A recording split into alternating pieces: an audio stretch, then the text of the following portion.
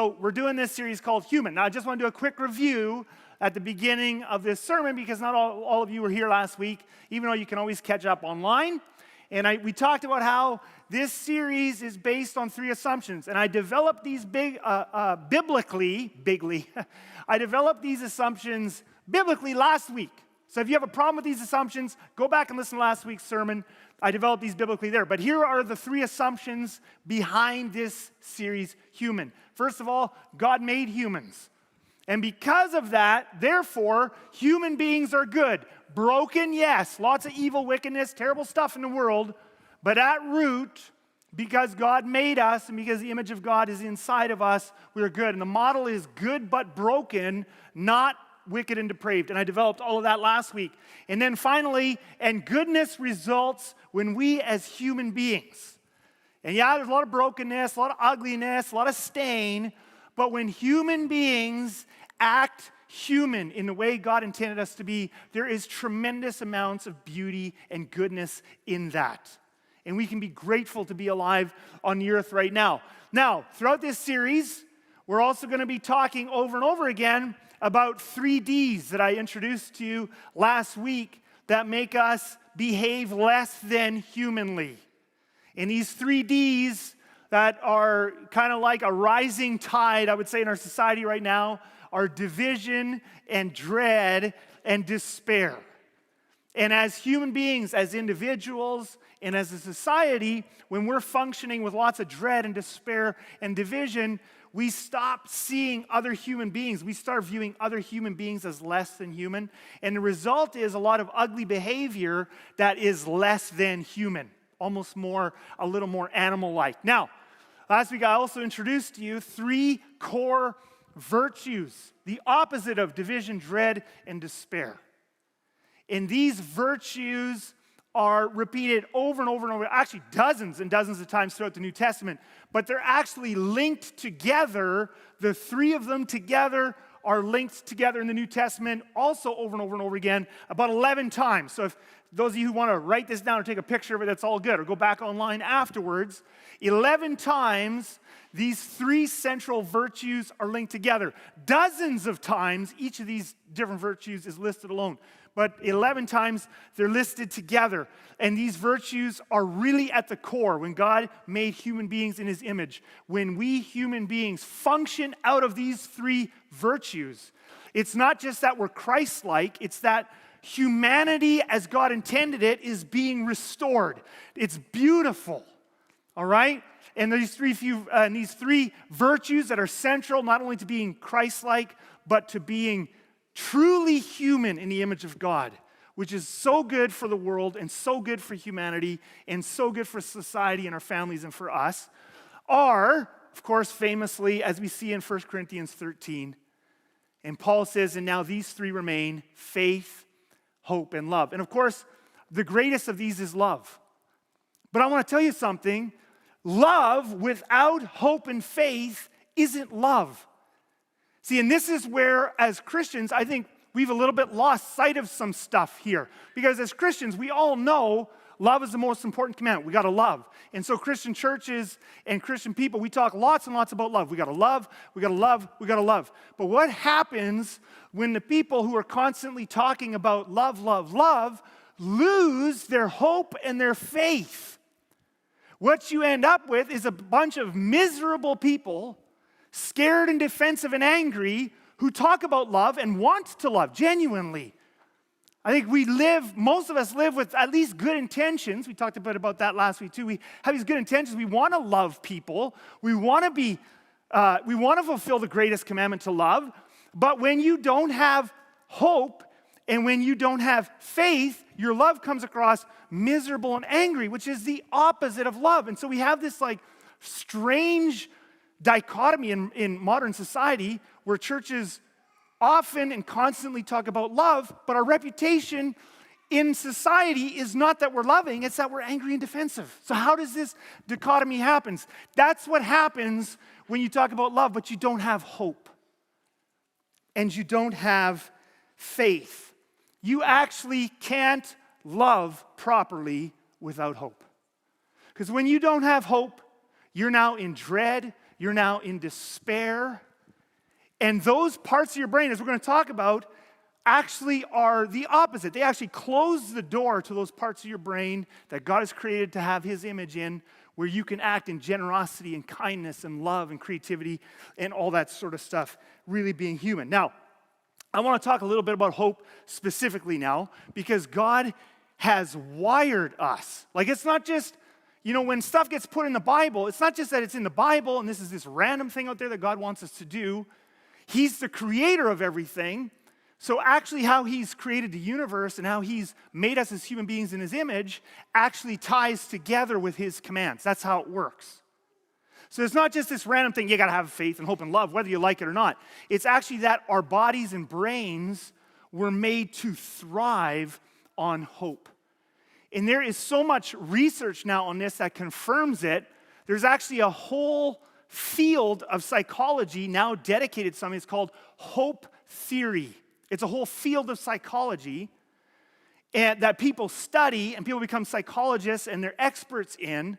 And it's the whole idea of how hope transforms us as individuals in our character, in the way we act and live, the choices we make, in our relationships and in our society. It's called hope theory because your brain was made to run on hope. And they've done, again, like I said, they've done all kinds of research. Some of my favorite, I was looking through scads of different articles this week, but one group of researchers literally, so for those of you who are small business people here, all right, and we got lots of that here in Steinbach, and I love that. And, small business people, right, like the bottom line, you're not one of these big multi-billion-dollar companies, all right? Now, if you are the owner of a multi-billion-dollar company here at Crossview, please come and see me afterwards. We don't favor rich people, but can I please take you for breakfast and ask you for money, all right? But anyway, now, forget about that.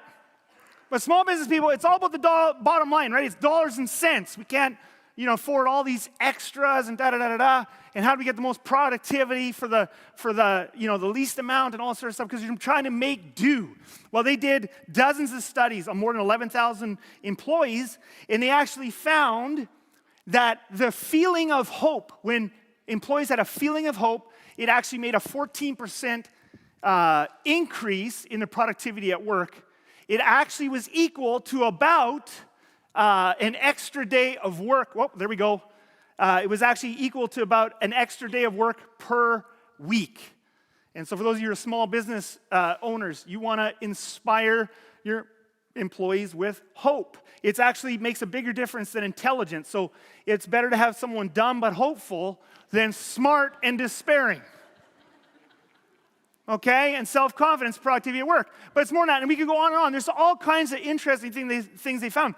But even the placebo effect. Now, how many of you, just raise your hand if you've ever heard of the placebo effect, okay?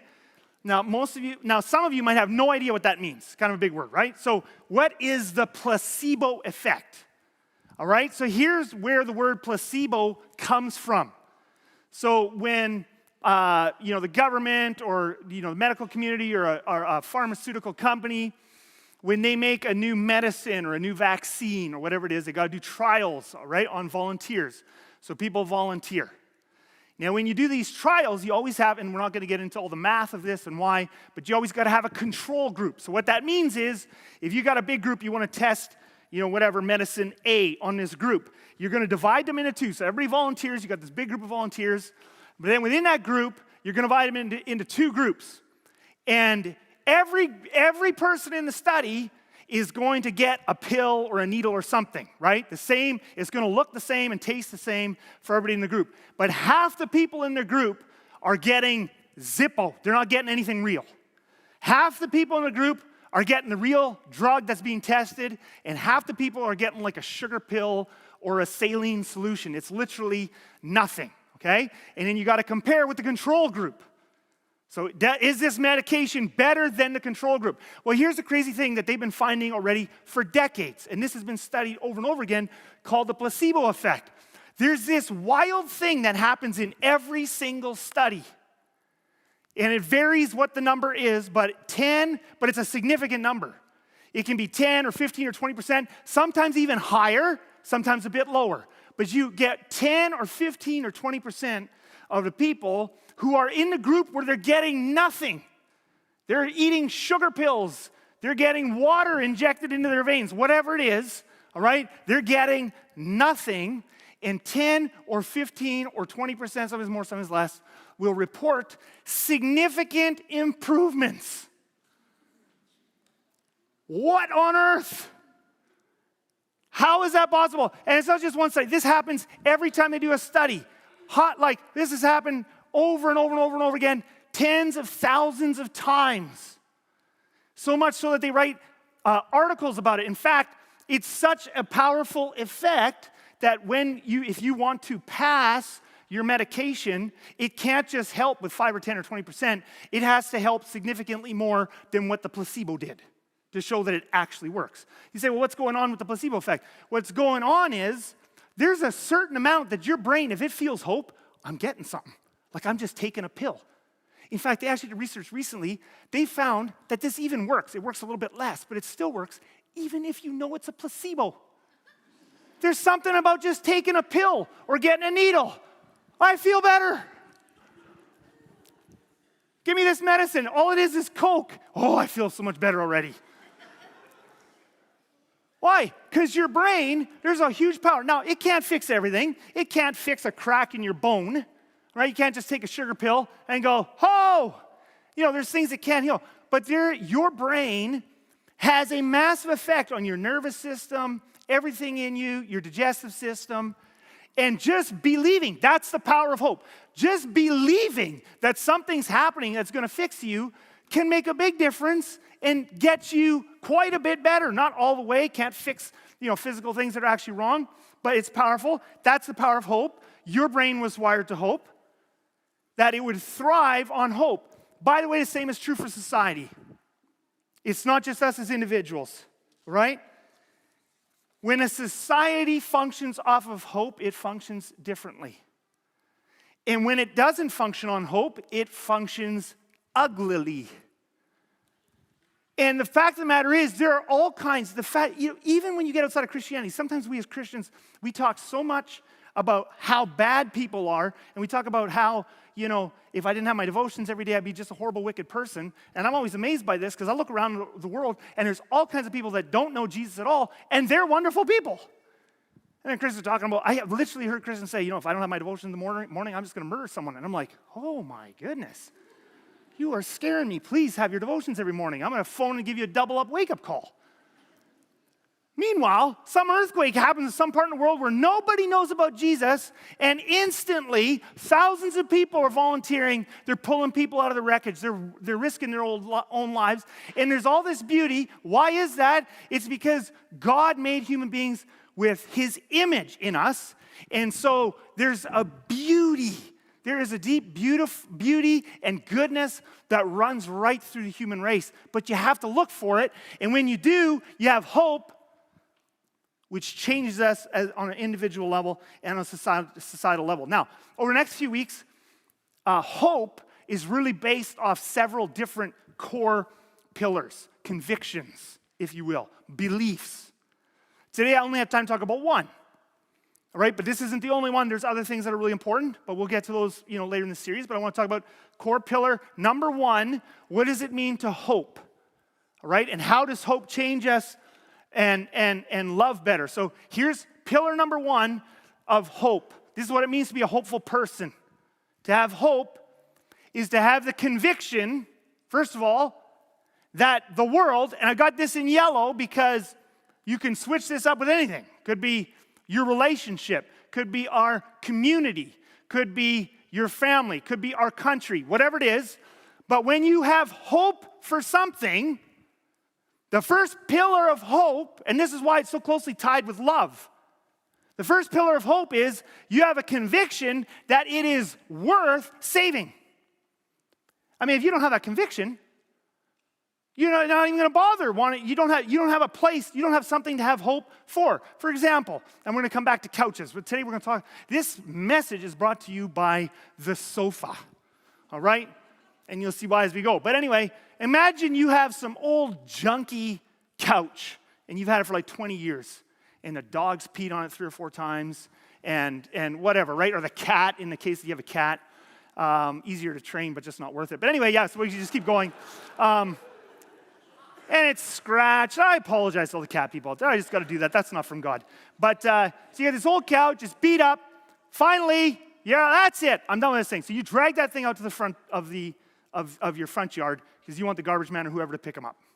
Okay? Well, the garbage man isn't going to pick up a sofa, but whatever. You get what I'm saying, right? So let's now say, now it's sitting at the front of your yard. Do you have hope for that couch? No, it's on the way out. So the fact that you don't have hope for that couch to ever be something you're going to use again means you don't care what happens to it. If you see a bunch of teenagers grab it and cart it off, you'll actually be like, whew, good job. You see a skunk go by there and give it a squirt, no big deal. Why? It's not worth saving. So when something's not worth saving, you don't have a base from which to have hope for anything. All right?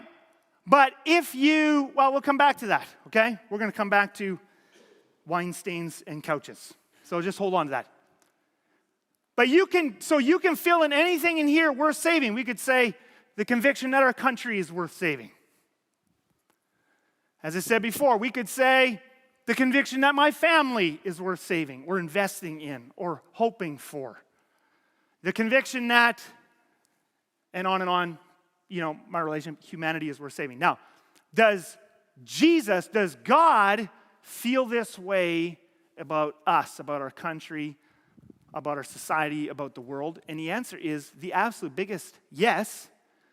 One of the most, if not the most famous verse in all the Bible tells us God's motivation for his whole plan of salvation. John 3:16, right? For God, what? So what? Loved the world. That he gave his one and only son. Okay, now, we just need to stop here for just a second because even though this is one of the most famous verses in the Bible, as Christians, we actually often don't talk this way. How we talk about God sending Jesus is, why did God send Jesus? Well, God sent Jesus because everything was so bad, he had to send him to die. Well, and yes, there is some truth to that. Obviously, there's no need for a plan of salvation if people aren't messing up, if there isn't sin and brokenness and pain and suffering in the world. Absolutely, that's true. But that's not what John 3:16 is focused on. John 3:16 does not say God had to send Jesus because of how bad things are. God had to send Jesus because of how good his creation is. That's us, that's the world. And that is an absolutely huge huge point. Huge Jesus, that was weird. By the way, you can tell, so let me say something just a little bit provocative, just to get you thinking a little bit. You can tell how much something is worth by what? What it costs, right? So if I pay $2,000 for a bike, which I would never do, but my son who works all the time and has a job but doesn't have to pay bills yet can easily do. How much is that bike worth to you? It's worth $2,000. That's what I was willing to pay for it. If I'm only willing to pay $50, it's only worth $50. So I want to ask you something. How much is the world worth? Now, this is where us as Christians, we're always talking, oh, we're just a bunch of filthy people. We're worms. I've heard pastors literally say, we're just like worms. We're just lowly. We're just nothing. Except, wait a minute, are you saying Jesus is nothing? Because what did God pay for you and me? How valuable is the world to Jesus? How valuable are human beings to God? I'll tell you how valuable we are. We are worth Jesus. You go, oh, that's heresy. I'm just doing basic economics with you in John 3:16. What was God willing to pay for humanity? What was God willing to pay for you? What was God willing to pay for people and the world? To him, we are worth Jesus. Now, you wouldn't know that from the way we Christians talk about people, though. Because the way we talk about people is constant, just evil, just terrible, just awful. The world is going to hell, blah, blah, blah, blah. Now, should we keep our eyes open to the fact that there is a lot of evil out there? Yeah, and a lot of suffering, and we should never close our eyes to that fact. But what's happened is we have lost all perspective. We no longer see any difference between the stain and the couch. I told you this is brought to you by a sofa. So let's talk about that again. Let's say instead of that junker couch you sent to the front of the yard, and you don't care if the neighbor teenagers run off with it or if a skunk, does whatever on it. You don't care. But let's say you have a couch and it's like a family heirloom, right? Your grandpa is from Italy. And he grew up in a little town where for 400 years people have handcrafted leather couches, let's say. Totally making this up, obviously. And so anyway, but he purchased one of these couches that his family made by hand, took him hundreds and hundreds of hours to make it. It's absolutely beautiful. It's priceless. It cost him thousands of dollars back in the 1940s when thousands of dollars was worth a lot more than thousands of dollars now. And when he died, he passed this couch to you. As an act of his love, it's not just a couch. And your wife who married into the family maybe doesn't even really like it, but to you it's more important than your kids because there's history and it's expensive and it's beautiful. And one day you're on there and you're sipping a glass of non-alcoholic wine, but it still stains, and you spill wine all over this couch. And you're having the heart palpitations and you're losing your mind. Now, is the stain very ugly? Yes. Is this a bad situation? Yes. But in your mind, there is never a question about the value of the couch. And in your mind and in your heart and with the way you will talk about it, you will never mix up the difference between the stain and that couch because it's valuable to you. When you call the upholstery guy and he says, that's going to cost you $4,000, you don't talk to him as, oh, I have this ugly, horrible, terrible, evil, going to hell couch that I want you to fix. Because he'd be like, then just chuck it. No, you say, I have this beautiful, valuable, to me it's priceless couch, and I want you to fix it because the stain is ugly. Do you see the difference? And if your grandpa could somehow come back from the grave and listen to you talking about this couch, how different would you speak about this couch? You wouldn't be like, oh, it's just a piece of garbage, it's a piece of trash, blah, blah, blah. No. How hurtful would that be to him? And how valuable is that thing to you because it was also valuable to him? You would say, beautiful couch, ugly stain. And those two would always go together. You would never lose sight of that fact. It's a beautiful couch, but the stain is ugly. Now, how much more us, when we talk about the world and the society around us and the people who vote differently than us and all that other stuff. And God's right there. For God so what the world loved. Is there some ugly stuff out there? Yeah, there's a lot of ugly stuff out there. But many of us have completely lost our perspective. We can no longer see past the stain to the fact that the world God made is worth Jesus. And humanity has tremendous beauty and value to it, including all the humanity you don't like, that doesn't think the way you do, and that is part of a different political party or different, ethnicity or religion or whatever. For God so loved the world that he gave his only son. We have got to get perspective. We don't lose sight of the stain, but we don't lose sight of the fact that the stain is just a stain because it's on something much bigger and more beautiful and better. We need to rethink the way we talk about people, our culture, and the world. Now, part of the reason we struggle with all this is because modern society has in some ways hacked our brains. Now, I'm not blaming anyone. We'll come back to that later in this series as well. Because a bunch of you are going to all get hyped up, and what we love to do is blame others for our problems. But modern society definitely has hacked another piece of our brain. So we've talked about the biology of hope, how your brain was made to thrive on hope. Now, in order to keep us safe in this world, though, there's more to your brain than just hope and love and creativity.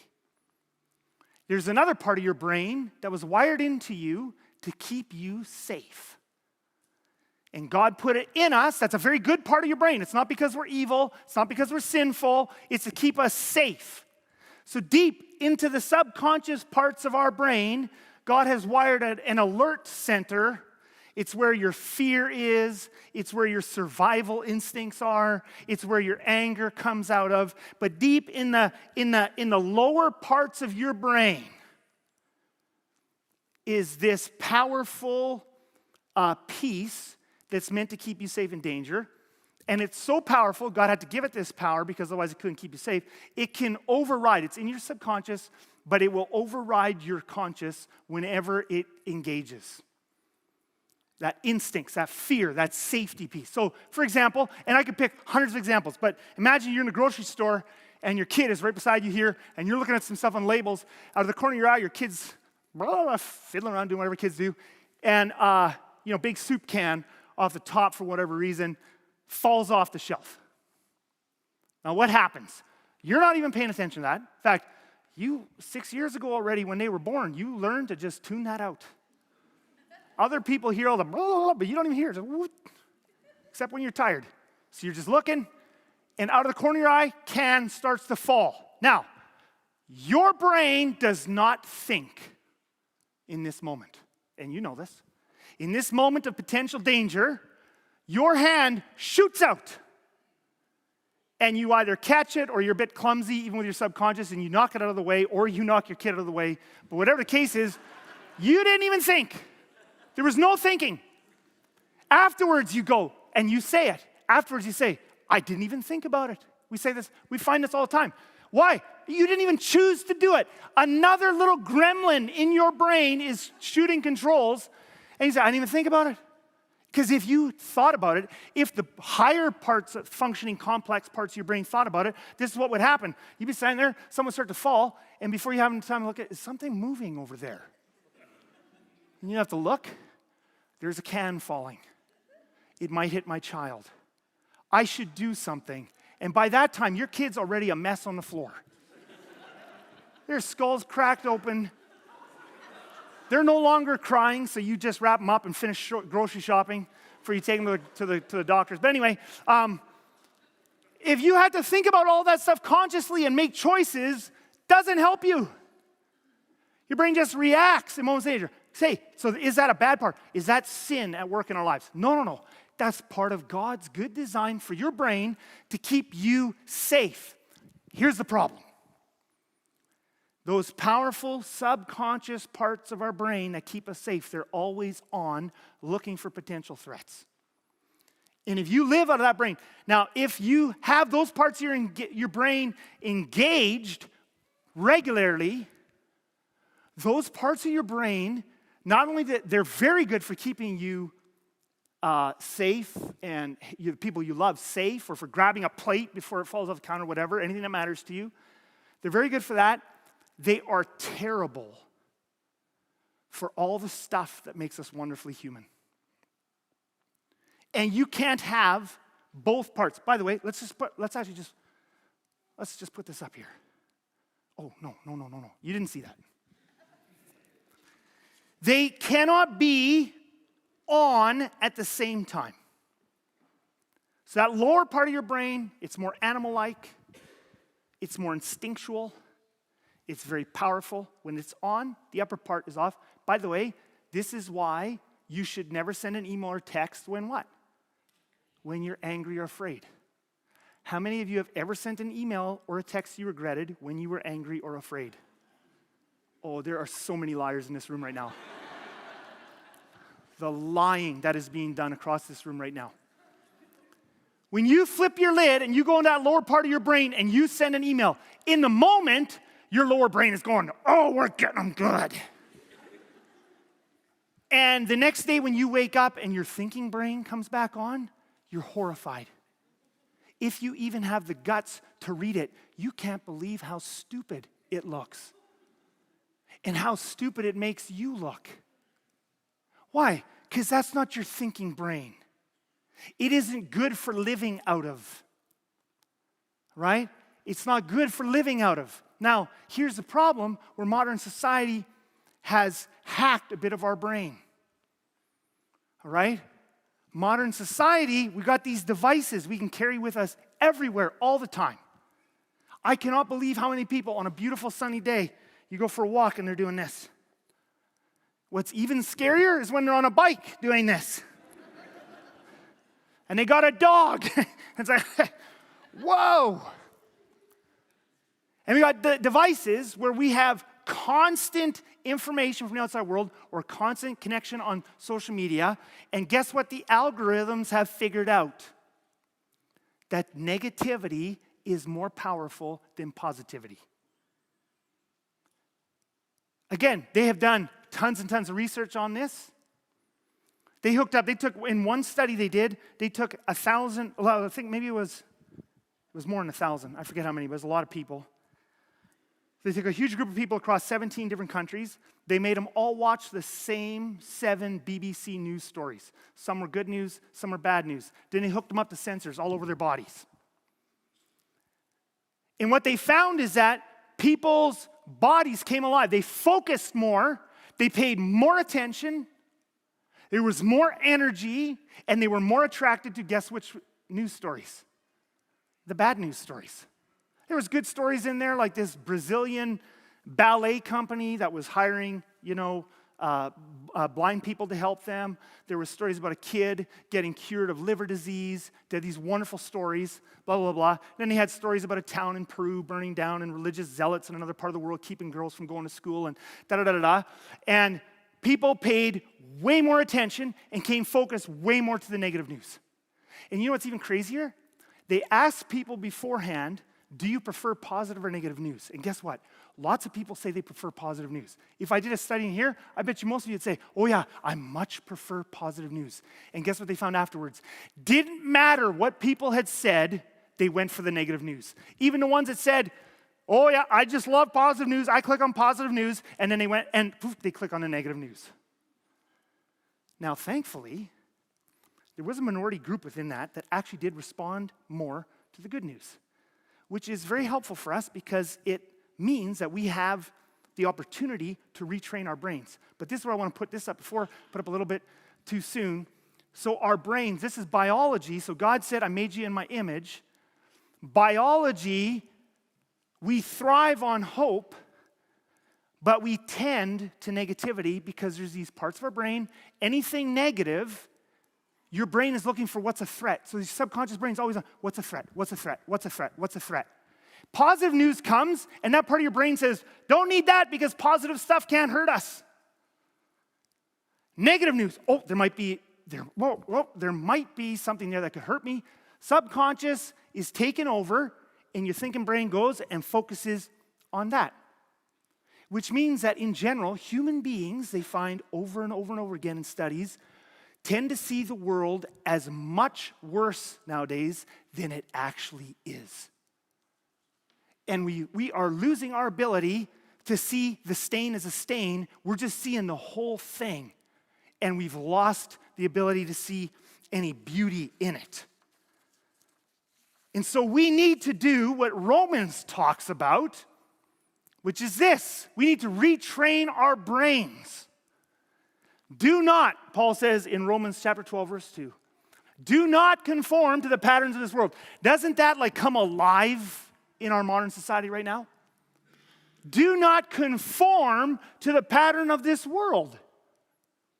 This pattern of, I'm going to lose all sight of the beauty of humanity, and I'm going to be convinced that everything is ugly and disgusting that God has made.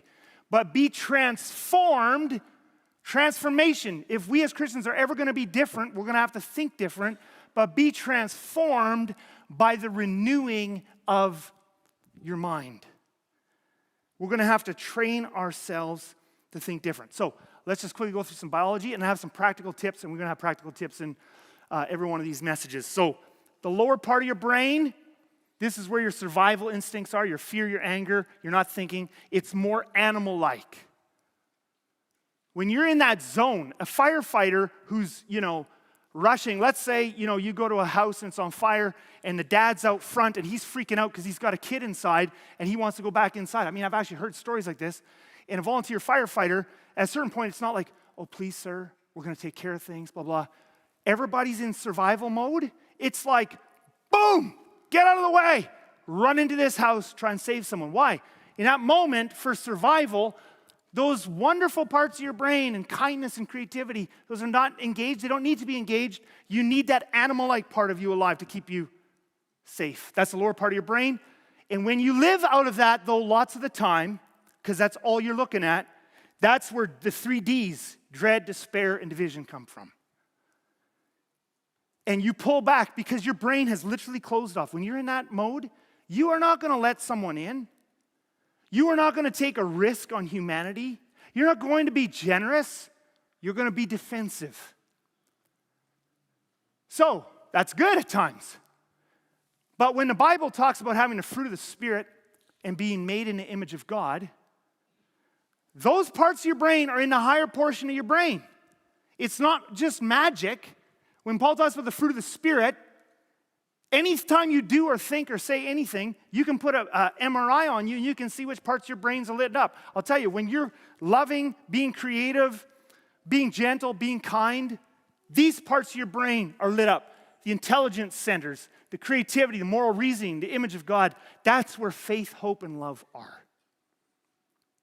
But when your focus is always this, you cannot live in this. So, we need some practical stuff. And I'm just going to give you a couple today, and I would challenge you to go for it and do some of these things. But I'm going to give you more as the weeks go on. So if there's some of the stuff today that's like, I don't really want to do that, that's fine, hang on. But we need to retrain our minds to see the beauty in humanity, the world, and life itself. Because you realize that even when ugliness is going on, there's always beauty. Every single time. You want to know what's a real ugly story? It's still ongoing. It's very complex. There's been a civil war going on in Syria since like 2012. It's brutal. Lots of examples there of evil and pain and suffering. And you can look at that and you can say, see, there is an example of all the evil. There's an example of stain, and the stain gets so big you can't even see it. There's something beautiful behind it, which is humanity. But if you really pay attention, every time there's a stain behind it, you can see something more beautiful. And those of you who are interested, I would highly recommend you check out a documentary. I mean, there's some seriousness to it, so it's maybe not for kids, but there's this group that formed in 2014 spontaneously. Most areas of the country now don't have power, don't have water, there's no safety. And all over the country, they're called the White Helmets of Syria.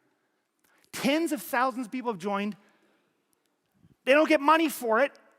Bakers, engineers, regular everyday people. Notice I specifically picked, we're not even talking a Christian country, these are all Muslim people, and it's easy for Christians to think, see, all, quote unquote, all Muslims are violent, bad people. No, they're not. You can't see the humanity because you've lost sight of the couch for the stain. And these people now, in the last, whatever it is, now 8 years or whatever, now the tally is up to, they have rescued 114,000 people, often at risk of their lives. Hundreds of them have died, building collapse. They help not just with the war, they help with earthquake. There's a whole group of them that rescue pets who have been stranded by the war. They have literally rescued tens of thousands of people. They are loosely organized. It's just humanity coming together and being beautiful. Because as ugly as the sin and brokenness is, every time you find me a stain, I will find you beautiful humanity behind it. The problem is we have to retrain our brains to look for it and see it. Amen? And one of the ways we need to do that is we have to actually pay attention to what we're focusing on. So, yeah, I can think of a dozen of the most popular podcasts out there, And some of them, I can guarantee you, the moment I hear someone's listening to them, and there'll be some interesting stuff on it. It's often podcasts I'll listen to from time to time. It's like, oh yeah, that person has some very interesting things to say. But I know instantly, someone that's listening to that podcast all the time, they are going to be super upset about everything and reactionary. Why? That podcaster is pushing you into the ugly animal portion of your brain, and when you're there all the time, you can't be a great image of God. So we need some positive stuff, not where we're blind to bad things, but where through the bad things we see the good. So I got one book recommend, right? I got more. I got a really great one I want to recommend next week. Some of you haven't read a book in 10 years. You can listen to these books on Audible in your car. If you have enough time to listen to podcasts, if you have enough time to read the news, you have enough time to read a good book. This guy's a Christian, Carlos Whitaker. It's called How to Human. It's where I actually got the inspiration to call this series Human. He's got some awesome stuff in there. That's a great companion book to this series. Some really, really good stuff in there. It's beautiful. But people like this have gone through hard things and they can still see the beauty. I got one more. Just 2 today. I got lots of ideas. I would really challenge some of you to read or listen. I often get asked as a pastor, do you have any devotional ideas? Do you have any devotional suggestions? What's something I can read every day? Sky Jitani has a phenomenal devotional. It's called With God Daily, and you go to withgoddaily.com. It's actually called the devotional for people who hate devotionals. So a whole bunch of you are like, oh, I better write that down. He just has such a wonderful, his eyes are open. He knows that there's a lot of evil in the world, but the way he approaches theology and stuff, he would fit right in here at Crossview. I should invite him. Too bad he lives in the States and is famous. But anyway, With God Daily. Check it out. Get yourself a devotional. Or every day, just even for a few minutes. They're short. Read some books. Listen to some good stuff. I got more, but I just didn't want to overwhelm you. That's just 2. I want you to bow your heads now and close your eyes. This is not about being naive. This is not about being naive. This is not about pretending that there is no bad happening in the world. There is.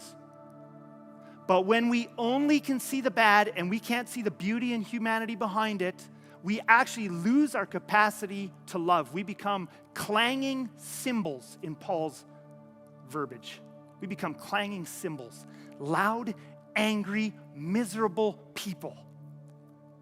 It's not about naivety. It's about seeing the bad, but seeing the bad as a stain on something much bigger and better and more beautiful. Seeing behind every war and disaster and political division, seeing in every political tribe, seeing the beauty of people made in God's image. And when we train ourselves to see that, we will behave differently. Why don't you just take a moment to let that soak? Father, help us to see the beauty in humanity. We are worth Jesus. People in the Conservative Party are worth Jesus. People in the NDP are worth Jesus. People in the Liberal Party are worth Jesus. People in the universities in the big cities, even Toronto, are worth Jesus. People in rural communities, people who are more religious are worth Jesus. So are people who are Muslim and Hindu. They are worth Jesus because that's what you paid for this world. Forgive us for losing sight of the beauty and becoming despairing about the stain. In Jesus' precious name we pray. And all God's people said,